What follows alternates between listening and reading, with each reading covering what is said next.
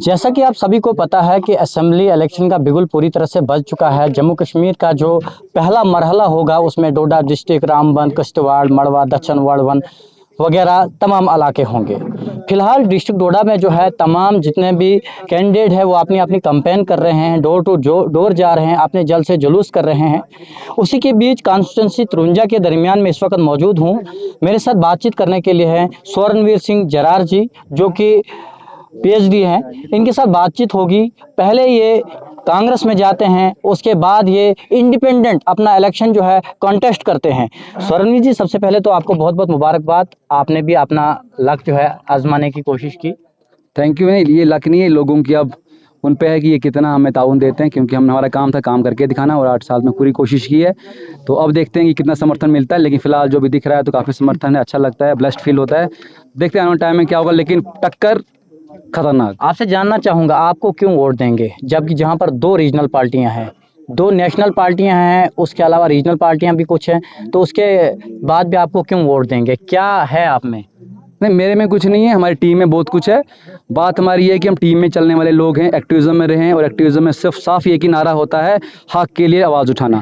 हमने हमेशा हक के लिए आवाज़ उठाई है, चाहे वो डिस्ट्रिक्ट लेवल की बात हो, चाहे स्टेट लेवल की बात हो, हमने हक की बात की है। इसी वजह से इतना ही हजूम आपको जो दिख रहा है, ये कोई पेड हजूम नहीं है, ये वो हजूम है जो कुछ चाहता है, चेंज करना चाहता है। और हम आपको बिल्कुल साफ बात को, आपने बोला कि पार्टीज़ बड़ी बड़ी पार्टीज़ वाली बात है, अगर बड़ी बड़ी पार्टीज़ का इतना ही दम कम होता है तो यहाँ शायद इंजीनियर रशीद जैसे बंदे इंडिपेंडेंट नहीं जीतते। बिल्कुल पब्लिक इस टाइम अवेयर हो चुकी है, पब्लिक को वो लोग चाहिए, खासकर असेंबली में वो लोग चाहिए जो इनको डायरेक्ट जानते हैं, जिनके वो डायरेक्ट बात कर सकते हैं। बड़ी बड़ी पार्टियों से ये नहीं है कि बड़ा टैग है तो वो, अब लोगों को कैंडिडेट बेस्ड पॉलिटिक्स पसंद आ गई है, ना कि पार्टी बेस्ड पॉलिटिक्स। जिस तरह आपने अपनी पूरी तकरीर में जो है यहाँ पर 2 पार्टियों को जो है सीधा तौर पर निशाना साधा, कांग्रेस और बीजेपी, कांग्रेस के ऊपर कम ही साधा, बीजेपी के ऊपर आपने बहुत साधा। आपने कहा कि बहुत सारे लोग ऐसे हैं जो इलेक्शन लड़ने के लिए आए हैं, हारने के बाद उनकी ठेकेदारी होगी या पढ़ाने कुछ लोग जाएंगे। मगर अक्सर ये कहा जा रहा है कि ये जो सीट मरम्मत की है, ये जो आपकी सीट 53 कॉन्स्टिट्यूंसी की है, ये जो है बीजेपी के हक में जाने वाली, क्योंकि इसमें जो गठजोड़ पहले हुआ है वो कहीं ना कहीं एक तरफा हुआ है। नहीं, देखो, मैंने आपको एक बात पहले भी की थी, मैंने बात बोली, जो दिखता है हमेशा वही नहीं बिकता है। कुछ चीज़ें उसको एक्सपोज करने वाले लोग भी होने चाहिए।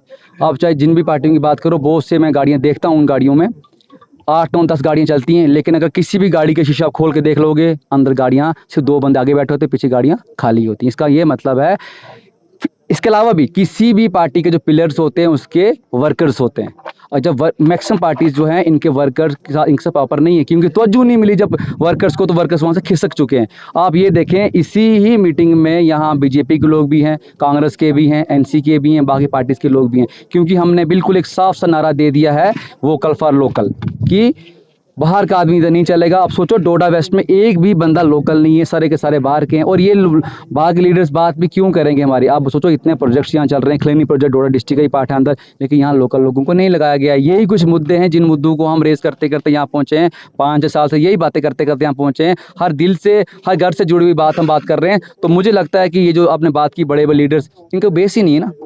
लीडरशिप आने के लिए बेस चाहिए। कुछ ऐसे लोग भी हैं जो नौकरियां करते हैं, लेकिन वो जुमा भी 2 दिन नहीं हुए पॉलिटिक्स उनको देखे हुए, और वो चाहते हैं कि वो भी एमएलए बने। आए अच्छी बात है, लेकिन क्या वो अगर हार जाएंगे तो पब्लिक में रहेंगे? नहीं रहेंगे। वो कहाँ जाएंगे? नौकरियां करने जाएंगे। इसका मतलब ये है कि लीडर्स की कमी है। कुछ लोग ठेकेदारियां करने आएंगे, कुछ लोग पार्टिसिपेट क्यों कर रहे हैं, मतलब इस इलेक्शंस का कंटिन्यू पावर चलते रहे, क्योंकि पावर में क्या होता है, अपने हाथ में कंट्रोल रहता है। पावर छूट जाएगी तो दूर हो जाएंगे। जिस तरह कुछ मजहबी तकरीरें चल रही है, मजहब के नाम पर जो है वोट बांटा जा रहा है। जहां तक मेरे पास खबर आई है सोर्सेज के हवाले से, 55% से 60% तक यहाँ पर राजपूत वोट है। तो क्या यहाँ पर भी उस राजपूत वोट को जो है डिवाइड करने की कोशिश की जाएगी, जिस तरह डोडा में जो है हिंदू और मुसलमान वोट को डिवाइड करने की कोशिश कुछ लोगों की तरफ से की गई? देखो, मैं आपको कुछ फैक्ट्स बता दूं जो कि काम के फैक्ट्स हैं।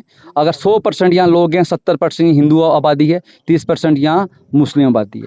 उसके बाद अगर 70% अगर इसमें अगर मानते हो अगर हिंदू आबादी है, उसमें भी जो राजपूत कम्युनिटी का अपर हैंड है। लेकिन अब हमारा ये कौन करता है, ये बांटने बोलने वाली पॉलिटिक्स, ये लीडर जिनको खुद को कुछ पता नहीं होता। आप देखो, आप यहाँ जो कम्युनिटी बोलोगे वो हाथ खड़े करेगी, आप हिंदू बोलोगे हिंदू हाथ खड़ेगा, आप मुस्लिम बोलोगे मुस्लिम हाथ यहाँ खड़ा करेगा, आप कोई भी बात बोलिए हाथ खड़े। इसका मतलब ये है कि हम जात पात वाली पॉलिटिक्स नहीं कर रहे, हमें वन साइड वोट चाहिए। और कौन सा वोट चाहिए? वो मतलब लोकल के नाते। तो ये वाली बातें अगर आप करना चाहते थे, मगर मैं आपको बिल्कुल क्लियर कर दूं कि हम ये डिवाइड वाला सिस्टम में नहीं पढ़ना चाहते। हम काम चाहते, हम बोलते हैं कि काम अगर किया है उस बेसिस वोट, अगर आपको लगता है हमने काम नहीं किया आप वोट मत दो। तो सिंपल सी बात का आंसर मैं आपको यही दूंगा, हमने काम किए हैं, हम लोगों को यही बोल रहे हैं कि आप हमें उस बेसिस पे वोट दो। और हमसे बातें भी करो, अगर कुछ चीज़ें ऐसी हैं जो आपको लगता है कि कुछ बातें क्लियर करनी है, कुछ होंगे, क्योंकि पार वाले इलाकों से कुछ ऐसे इलाके हैं, माना हम वहाँ भी आते हैं, लेकिन कुछ लोगों से हमारी उतनी मतलब कुछ लोगों से बात हुई है, कुछ शायद नहीं हुई है, बट उन तक ही आपके माध्यम से मेरा मैसेज है कि हम आपसे बात करना चाहते हैं। अगर आपकी कुछ शर्तें हैं, मैसेज है, कुछ आगे टाइम के कैसे चले, हम वो भी चलेंगे, लेकिन बिल्कुल क्लियर बता दूं, हम मतलब ये जाति वगैरह के बेसिस पे वोट लेना नहीं चाहते, डेवलपमेंट की स्वरणवीर जी बेसिस। की टक्कर किसके साथ रहेगी, बीजेपी या कांग्रेस? फिलहाल तो देखो मेरी टक्कर मुझे अपने आप से ही है, क्योंकि क्या है कि मैं किसी का नाम क्यों लूँ। मैंने पहले आपको एक बात बोली थी, हम असेंबली में जाना तो चाहते हैं, बट हम मिनिस्ट्री का पार्ट भी बनना चाहते हैं। और मिनिस्ट्री का बात, मेरी कोई पार्टी तो है नहीं कि मैं पूरे जम्मू कश्मीर में 90 के 90 सीटों से बंदूक लड़ाऊँ। इसका मतलब बाकी पार्टियां तो इलेक्शन लड़ रही है ना। अगर हम जीत के कहीं जाते हैं तो अगर मिनिस्ट्री जो भी गवर्नमेंट बनने वाली होगी हम उसको सपोर्ट करेंगे, तो कहीं ना कहीं हमारे इलाके को सपोर्ट मिलेगी। तो मैं आपके किसी पार्टी से क्यों बैर ले लूँ। आपकी आपके जलसे में हमने देखा, जैसे कि आप प्रोटेस्ट कर रहे थे एनआरसी का, या कोई बड़ा मतलब मसला हुआ है उसके लिए प्रोटेस्ट कर रहे थे, साडा हक एथे रख जस्टिस का नारा दे रहे थे। देखो हम एक्टिविज्म से निकले हुए लोग हैं। हम एक्टिविज्म से जो बंदा एक्टिविज्म से निकलता है उसके पहला स्टेप जो लीडरी का होता है एक्टिविज्म होता है। एक्टिविज्म में बच्चा सीखता है अपने हक हुकूक कैसे बोलने, बात कैसे करनी है, धरना कैसे देने, लोगों की बात कैसे करनी है। 90% लोग जो यहाँ लीडर समझते हुए एक्टिविज्म का पता ही नहीं उनको क्या होता है। तो वहीं ये नारे चलते हैं, वी वांट जस्टिस वाले, साडा हक इत्थे रख।